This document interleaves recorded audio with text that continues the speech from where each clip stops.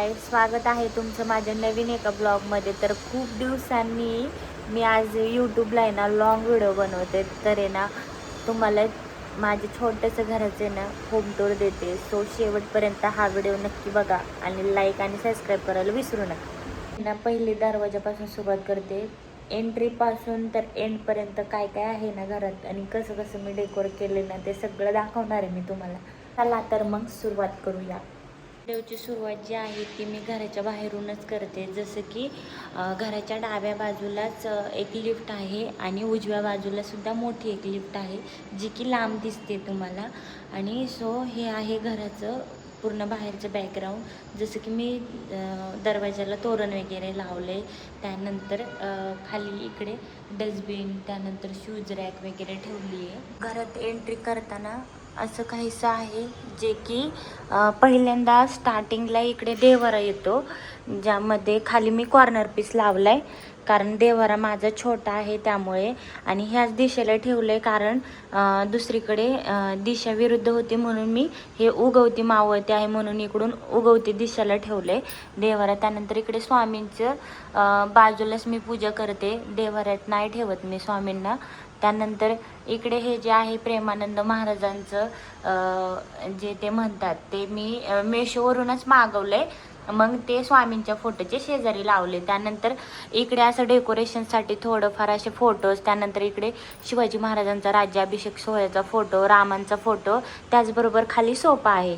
आणि त्यानंतर यांच्यासाठी हे टेबल जे की हे रिपेरिंग वगैरेचं काम करतात त्याच्यावर. त्यानंतर मग दोन्ही पडद्याच्या बाजूला मी शिवाजी महाराजांचा फोटो लावला आहे जो की यांच्या सरांनी घराच्या पूजेला दिला होता. आणि असं काहीसं लुक आहे जे की आहे हॉलचं. त्यानंतर बरोबर समोरच जे की आहे टी व्ही युनिटसाठी ही भिंत दिलेली आहे. तर मी काय अजून टी व्ही युनिट वगैरे बनवलं नाही म्हणून सिम्पल असं हे मेशोवरून मागवलेलं टी व्ही युनिट जे की यांनी फिट करून दिलं आणि त्याला असं काहीसं छानसं डेकोर केलं जसं मला जमलं तसं. बरोबर इकडे म्हणजे सोफ्याच्या समोरच एक अशी खिडकी पण आहे जे की घराला पूर्ण बाहेरचं दिसतं असं काहीसं वातावरण तुम्ही बघू शकता. एवढं छान असं मस्त सगळं दिसतं ना बाहेरचं. मधून एंट्री केल्यानंतरच इकडे मी म्हणजे किचनचं सेटअप आहे. जसं की फर्निचर वगैरे अजून काहीच केलेलं नाही आहे.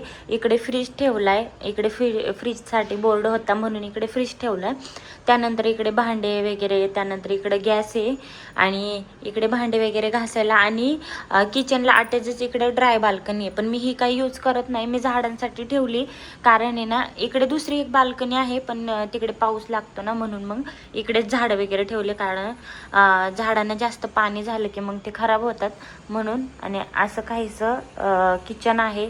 त्याचबरोबर मी ना इकडे सुद्धा एक मांडणी लावली, जागा कमी होती म्हणून साठी आणि भांडे जास्त झालेत त्यामुळे. त्यानंतर इकडे हॉलला आणि किचनला अजून एक अटॅच बाल्कनी आहे जी की अशी काहीशी आहे. तिकडे कपडे वगैरे सुकवलेत मी. त्यानंतर हॉलमधून एंटर केल्यानंतर आहे ना इकडे वॉश बेसिन दिले. इकडे असं काहीसं मी डेकोर केले छोटंसं हँडवॉश वगैरे ठेवायला. त्यानंतर लगेचच इकडे ना इंडियन बाथरूमसुद्धा दिले जे की असं काहीसं आहे, अटॅच आहे बाथरूम आणि टॉयलेट. आणि